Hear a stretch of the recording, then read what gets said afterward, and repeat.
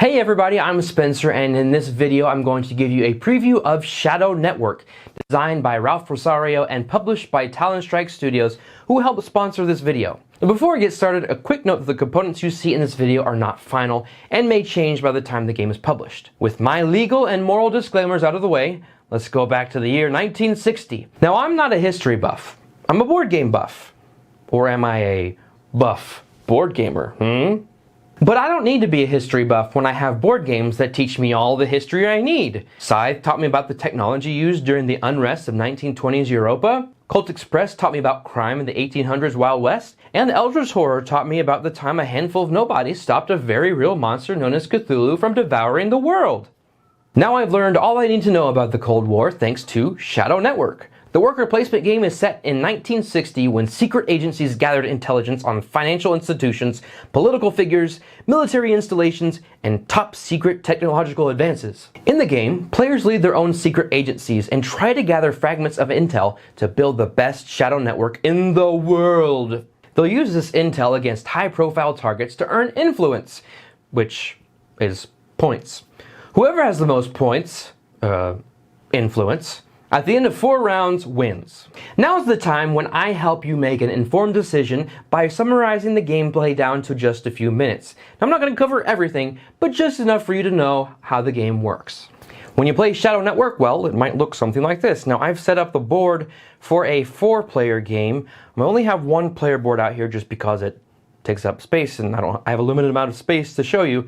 But normally you would have 4 other player boards here if you're playing with a 4-player game. And then of course if you're playing a 5-player game, then you would have a 5th player board. You've got a map of the world here, and up here you've got handlers that you're going to be able to hire. You have different locations around the world that have various secret intelligence, which is the top rectangle here. And you can go there and gain that secret intelligence. And then also, players will leak intelligence to those locations too, and you'll be able to go there and grab that intelligence as well. Some of the locations have black markets, and so when you see these cards here, they have a corresponding token at the locations, and you can go there and do black market actions. Then here at the bottom of the board, we've got a round tracker, so it's going to keep track of, well, what round you're on. We've got contract cards over here, and when you gain a new contract card, you can choose one of the 3 that you see there. The game is broken up into 3 phases. You have the Espionage Phase, the Analysis and Dissemination Phase, and the End of Round Phase. The Espionage Phase is where players are going to put out their meeples or their agents, so they're going to go out and collect that intel and bring it back to the home base, or whatever you want to call yourself. You start the game with 2 available agents over here, and you can, throughout the rest of the game, get 2 more, but this is how you start. You also have your locations right here where you're going to put your intelligence. That's what you see over here, these bits of intelligence. Now, basically what they are is half of a briefcase. And so you'll go out to the field here. Let's say I send this agent over here. I'll put it there so you can see him. This tells me that when I go to this location, I will get 2 yellow intel and 1 reputation. So I've gained my 2, and I'll put them on my player board over here. And there I have some fancy, highly classified intel. Now what you're trying to do is you're trying to make briefcases. These are half briefcases, and in theory, when you put 1 half and 1 half together, it makes 1. Not in this game, because that's a little too easy. So you can see here, this is like, you've got your encryption ledger, and then you have your intel folder over here. And this is like the conversion rate kind of thing here, where if you see right here, for a yellow briefcase, you need 3 pieces to make one. Doesn't make sense, but it does kind of. So I'll need at least 1 more, so maybe on my next turn I go here. And I'll get 2 yellow and 1 green. I'll put those here. Now your storage is limited, so you've got to watch out for that. If you ever were to take intel and you didn't have room, you'd have to choose what you wanted to keep and then discard the rest. You can, though, during your turn, if you ever have enough influence, you can spend 4 influence to remove this and extend your storage so that you can have more pieces of intel. So let's say I want to have this yellow briefcase here. I turn in 3, I discard 1, I'll put the other one over here to show that I've made a complete briefcase. So that's what the symbology means. 3 yellow intel equals 1 briefcase. Then you can get some down here that are mixed colors. So 3 blue and 2 purple equal 1 blue and purple briefcase. Those are harder to get because those colors are more rare than the others. As you make briefcases, you will get influence. So every time you put down a yellow, what this number means is every time you put down a yellow briefcase, you'll get 1 influence, 3 influence for green, 4 influence for blue, and you get the idea going down. But if you put a briefcase down in these red areas, you get bonus influence. So by putting down this yellow one, I get a 2 influence bonus plus the 1 that I would normally get for getting a yellow briefcase. Now all that what I just mentioned of putting a briefcase together, that's something that you do when it's not even your turn. There's a lot that you can do while it's not your turn that keeps the game flowing. And I really enjoy that while someone else is taking their turn, I can still kind of pay attention to what they're doing, but at the same time I'm able to take care of what I need to take care of so that people aren't waiting on me to do what I need to do. So some of the things you can do when it's not your turn is what I just showed you, putting your briefcases together. You also have field agents over here, and you can run them to get some exchange going on. So this guy right here, it says if I pay 1 purple, I get 2 green.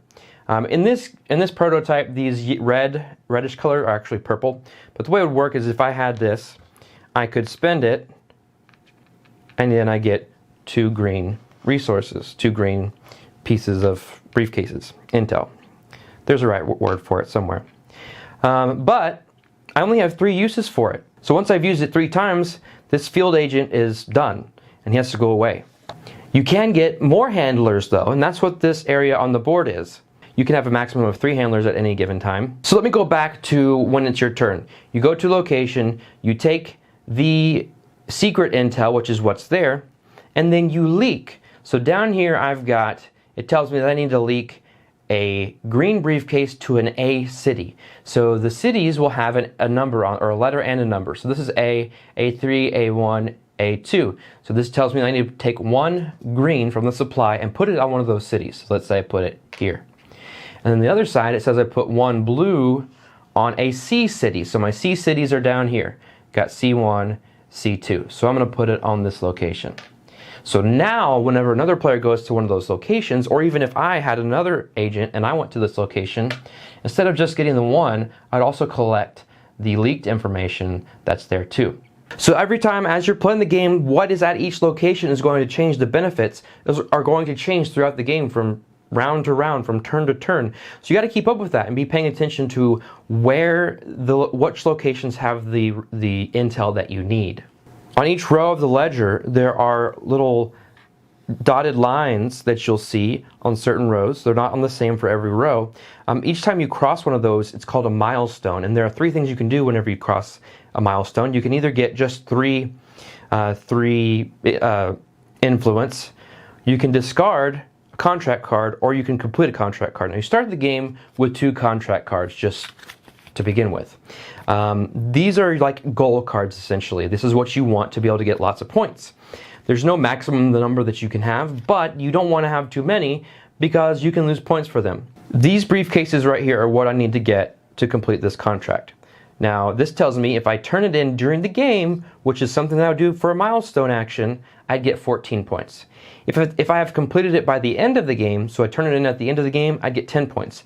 But if I have not completed it at the end of the game, I'd lose 3 points. So these can stack up if you don't pay attention and do these things, you're going to lose points. If you decide that you want to discard them, so as another milestone action you can discard them as I mentioned, you'll instead get this intel and the card will go away to the discard pile. Can you get more? Well, of course you can. So let's talk about the black market. Now the black market will change every round. These little tokens, these cards will go away and new cards will come out, so the black market will move. And at the black market there are 4 actions you can do there, and there only, and you can do each one time, but you can do all 4 of them if you wanted to. One is to exchange influence for intel. There's an exchange rate there. Then you can also get a new agent so that you can have more agents to go out in the field. That costs you 1 influence. Then right here, this is what you're looking for if you want another contract card. You can draw 1, or you can spend an extra influence to draw a second one. Again, I highly encourage you to pay attention and make the right decision about drawing too many of those cards, because you want to be able to make sure that you can complete them. And the last thing that you can do is gain a handler, like I was talking about over here, these guys. That's one influence as well. So let me show you real quick how you would complete one of the contracts. Again, you'd have to cross a milestone, but then you complete it. So let's take a look at this one right here. I need 1 green, 1 purple, 1 blue, and 1 half green, half yellow. So I've adjusted my board here to show that I have those. So I cross a milestone, and I turn in this card, and then for each briefcase that I use for that contract card, I replace with a completed briefcase. And so I'll do that for each one of these. Boom, boom, boom. These go back to the supply, meaning you can no longer use those briefcases for any of the other contracts. You can only use one briefcase per contract. It cannot be used for multiple. The round will end once everybody has put all their agents out and have completed all of their actions. And they've created all their briefcases, and they've run all their handlers that they want to. These are the influence tokens in denominations of 1, 5s, and 10s, and you want to have a lot of those, because then that's how you win. At the end of 4 rounds, whoever has the most influence wins the game. Okay, so after you saw my beautiful hands doing all their fantastic work, let me talk about my thoughts on the Shadow Network. First of all, I appreciate the care taken to adjust for player count. That's what you saw, those locked tiles. I didn't mention that, but the locked tiles is accounting for the number of players. So when you play a full game of 5 players, no locations are locked down. But to make the board smaller, to make the area and to make it more competitive, places are locked down depending on the player count. So with a 2-player game, even more locations are locked down. So I appreciate that the board has been, the size of the board has been taken into account for the player account. Every good worker placement game has some kind of restrictions and as to how you can put your workers down. I like the balance that they took here. I like that the spaces are pretty much open, and even though another player goes to 1, you can still go there, but you know, it's going to cost you by giving them, not only losing one of your influence, but giving them an influence to go there. That may change your decision. There's also the fact that you can't put your worker, your agent, onto a space that your agent has already been to that round. So that's restrictive. So there's some restriction there. Some of it is more of a decision, other is a complete restriction. But the balance that they struck there, I really appreciate. So you've got the set collection thing going on, getting all the different kinds of colors of intel and putting the briefcases together. That's very well implemented, and I just love being able to put together those briefcases. It's so satisfying putting those together and putting them on your board, and especially when you turn in those contract cards and you replace them with the full, real, official big boy or big girl briefcases. You feel like you've really accomplished something. So I like that. Another thing about the contract cards is I think they have the right amount of point values at the bottom. So you've got the points that you get for completing it during the game, which is the highest, but then you don't lose too many points if you wait till the end of the game to finish it. So I think that's great that they don't like completely penalize you if you don't get it finished till the end of the game. But then even if you don't get it finished at the end of the game, you're still not penalized a whole lot, at least if you have 1 card. But if you have multiple cards, then you're going to lose several influence. But it's not so much that it really destroys your opportunity to win. Now, I played this the first time. It took me a while to understand the best way to get that influence.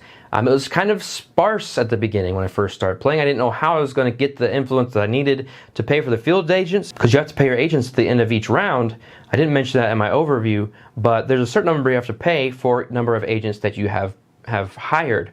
And so at first I was like, how am I going to pay this? But you really can find those ways to get the influence, especially through completing briefcases and collecting it from the board. If you really start to strategize what you're doing, you can find yourself having a lot of influence pretty quickly. The hallmark of a great game, well, mostly, is how well or what kinds of decisions the game gives you to make. First of all, the most obvious one is where to put your agent. You're coming down to, there are lots of locations you can go, and of course you want to go where you have the, where it has the intel that you want, but again, you've got to go, okay, if I go here and there's already another player there, I've got to pay them. If I go over here, I'm going to get what I need, but also there's this location over here that's what I need, that somebody else may go there and take that. Maybe it's some intel that's been leaked. You run the risk of losing that to another player. So just the basic decision of where to go is a good one. Some other things of, do I get another contract card? Do I have enough time to get a contract card and get the briefcases that I need to complete it and get that many more points? Or is that too risky? Am I going to lose points by adding on another contract card that I can't complete? Which contract should I fulfill first? You know, they're not all the same. They're all going to have different requirements and some more points than others. So maybe prioritize the one that gives you more points. I don't know, but that's something you've got to think about. I have these handlers that I haven't used. Should I start using these handlers? Will I need to go hire more? How quickly will they run out? Something else to think about. And then, of course, just the overall idea of how to efficiently gain intel the most. It's very fascinating to me to see how each player is doing acquiring that intel for their each, you know, they're in their own special way.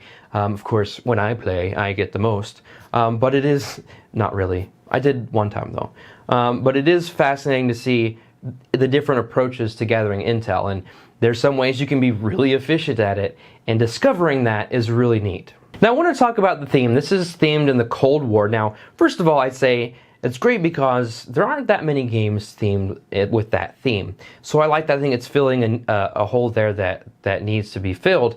If you're coming in looking for this deduction, this spy game, we're not going to find it here, but that's okay. I think that, you know, the way that it feels going around the board, collecting intel, you know, that's thematic, and getting these, fulfilling these contracts, that's thematic, and I like how that's executed. But like I said, if you're looking for this deep experience, get entrenched in theme, you're not going to find that here, but that doesn't mean it's not a fun game. I think the look of the game is great. It really does capture that, the Cold War feeling. I love the player boards. Those are cool. All the neat little, you got the telephone, you've got the coffee cup. Those are cool. And then the board, got the nice colors, the artwork on the front of the box. It feels right for the decade and for the era. One of the major positives for this game, for me, is the time to play. Man, this last game I played with 4 people, it just zipped along so fast because you are able to do so much when it's not your active, when you're not the active player. When you're not deciding when to put your meeple down, you can do so much over on your own player board, like putting together those briefcases and running your agents, that it doesn't feel like you're sitting there waiting on someone else to go, especially if you've got plenty to do. You know, sometimes you might find yourself not having anything to do because you haven't executed your turn well the turn or two before, but if you set yourself up to have plenty to do, you'll have the time to do it, and that's enjoyable to me. There were a couple times in the last game that I played where someone almost got lapped, if you will, because they were so much focused on finishing and deciding which intel to put towards which briefcase that by the time it got back to them, they weren't quite ready to take their turn yet. So you do have to watch out for that. There shouldn't be any problem. That shouldn't come up very frequently, though. And you do definitely want to still pay attention to what's going on the main board to see where everybody has placed their meeples and see what has changed as far as the board state. But the fact that you can do so much when it's not your turn, I love. It makes the game go by quickly, and you know, I've played a 4-player game in less than an hour, so I think that's great for a game like this. I think the game works at all player counts. As I mentioned earlier, the way that the board is adjusted for player count is great. 2 players, 3 players, 4 players. I am interested to see how the solo game plays out. I haven't had a chance to get the rules for that, but definitely keep an eye out for that and pay attention, because that's something that would definitely be interesting to me. Now, who is this game for? So the age range, you know, that's something that it just depends on the skill level of your family, your gamer, or whoever. It's dependent on their experience with worker placement games, really, and set collection. I don't think it's too complicated, that someone that's been playing a while, like a kid or a younger adult that's been playing a while, shouldn't have any problem picking this up. Now, I think it's just beyond what I would consider to be a gateway, one that you can bring anyone in and teach them. Like, I'm always looking for games that help teach new concepts. So, like, what's a great game to teach worker placement? This one is just on the edge There's just a little bit more complexity, I think, than that would kind of get in the way of a new player. I might be wrong, and it depends on the player, of course, but there's definitely a learning curve into how to be most efficient with those briefcases. But I think fans of the era, I think fans of worker placement games will enjoy this. You know, it kind of, it's not the same, and it's not like a re-theme, but I got some real vinyl vibes for this. If you've played vinyl from Talon Strikes Studios, it's a similar concept where you're putting workers out and you're getting things to put together collections. And then you retire those collections essentially and get points. And here it's kind of like fulfilling those contracts. So if you liked vinyl and you want something with a different theme, that's still a different game, this one should definitely appeal to you as well. So, do I recommend Shadow Network? Yes! Got no complaints about it mechanically. You know, I find myself thinking of all the ways I was able to gather intel and turn it into briefcases and influence. And when I do, I feel this sense of accomplishment. It's a solid worker placement game that I think is worth your consideration. I don't think you'll be disappointed, especially if you're into Cold War era history. Although, I don't think it taught me as much about the Cold War as Quacks of Quedlinburg taught me about the prominence of quackery in the 17th and 18th century Britain. Thanks so much for watching this video. In case you are curious, I make all sorts of videos for this channel: comedy sketches, reviews, tutorials, and top 10s, to name a few. To make sure you don't miss any of them, please subscribe to the Lighten Up initiative. Until next time, don't take the board game hobby too seriously, just lighten up.